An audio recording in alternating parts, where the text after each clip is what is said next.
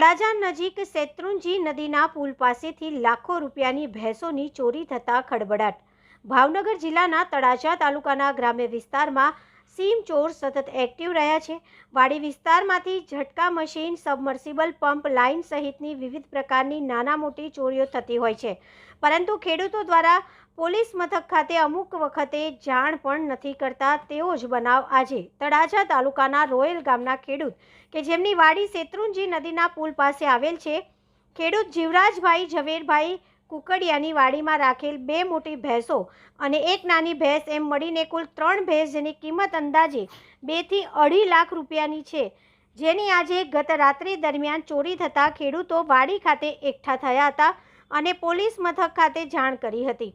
અહીં ખેડૂતોએ જણાવ્યું હતું કે વાડી વિસ્તારમાં અવારનવાર નાની મોટી ચોરીઓ થતી રહે છે, જેને લઈને ખેડૂતોમાં રોષ જોવા મળી રહ્યો છે। ધોમ તડકામાં કાળી મજૂરી કરી અને ખેડૂતો પૈસા કમાતા હોય છે, ત્યારે આવા ગઠિયાઓ લાખો રૂપિયાની કિંમતના પશુની ચોરી કરતા હોય છે, જેને લઈને ખેડૂતોમાં ભારે નારાજગી જોવા મળી હતી। જો કે તળાજાના અન્ય ગામોમાં પણ ભેંસોની અગાઉ ચોરી થઈ ચૂકી છે।